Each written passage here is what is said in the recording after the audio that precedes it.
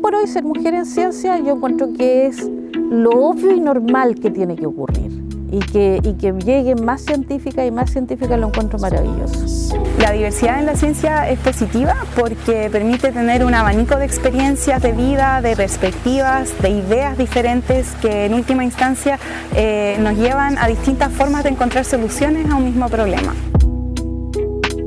Es derribar la historia de prejuicios, ¿no? Y sesgos que existen sobre las mujeres, en general en los mundos laborales. Yo creo que en eso el mundo académico no escapa a lo que son los sesgos tradicionales que se encuentran en los mundos del trabajo. Nuestra participación, nuestras palabras o nuestra opinión pueden ser opacadas también muchas veces desde lo masculino como desde los hombres, que también tienen una posición súper fuerte en todos estos procesos de defensa territorial y del activismo. La academia hoy día, tanto para hombres como para mujeres, es un espacio, como todos los espacios productivos, de alta competitividad. El primer desafío yo creo que enfrentan las mujeres en la ciencia es que tienen que generar como una credibilidad. ¿Me entiendes? Que los hombres no, en los hombres se da por sentado de que esa credibilidad es así. Segundo, creo que tenemos también hoy día un rol fundamental en proceso de facilitación, porque creo que en general hoy día en la sociedad estamos ávidos, ¿no? de reconocernos, de identificarnos y ¿por qué no?, de retroalimentarnos, ¿no? En el amplio sentido. Entre disciplinas, entre actores de territorios, ¿no es cierto?, en torno a procesos ecológicos, sociales, políticos, particulares. Creo que el estar atenta tiene que ver con ocupar estos cargos o estos espacios, pero de una manera más amorosa, ¿no? O sea, como de una manera más solidaria, de intentar lograr, digamos, relaciones que no sean jerárquicas, intentar relaciones que sean más horizontales. No necesitamos y no sirven de referente a aquellas académicas o científicas, en este caso, por ejemplo, que imponen su camino, ¿sí? Sino que hoy día necesitamos más bien que existan referentes en la academia y en la ciencia que abran caminos a las nuevas generaciones. Tener la posibilidad de trabajar con mujeres y con hombres que tengan un trato de respeto y de mutua validación es algo que energiza, que inspira, especialmente en relaciones que son tradicionalmente jerárquicas, ¿no? Como de profesora, maestra y aprendiz, porque son personas que uno admira y que en el fondo enseñan desde el ejemplo. Tenemos que examinar el presente junto con las nuevas generaciones y desde ahí acompañarles en lo que va a ser ese proceso de construcción de sus futuras trayectorias, ¿no?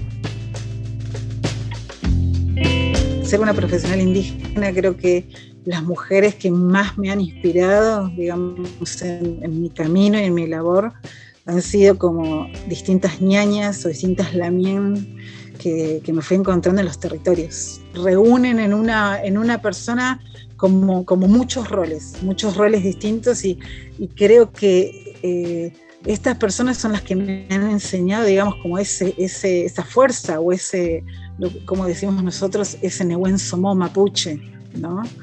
Esa fuerza de la mujer que va para adelante y que además enseña con la palabra, con la convicción y al mismo tiempo con el amor. Desde niña siempre la mujer que me inspiró y me enseñó también todo el conocimiento de la naturaleza, desde la cosmovisión, es mi abuela, la señora Rosa. Ella fue una de las mujeres que siempre me transmitió la importancia de cuidar y proteger. Cuando grande, ya como por los documentales, conocí bien qué era lo que pasaba con las ñañas Quintramá.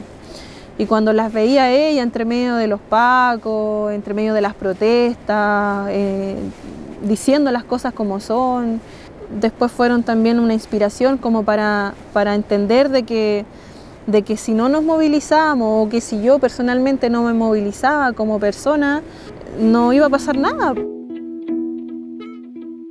Los referentes, en definitiva, son los que te muestran, bueno, hasta dónde se está llegando y por lo tanto hasta dónde más, ¿no? Te muestran las pistas, ¿no? Los referentes te dan las pautas y te muestran los caminos, pero luego los caminos los tienes que hacer tú. Y cuando nos juntamos como mujeres y nos repartimos estas energías y compartimos nuestros conocimientos y nuestras luchas, creo que de alguna manera nos nutre y nos hace como también sentir en que tenemos que hacerlo para que otras mujeres también se sigan motivando en el futuro.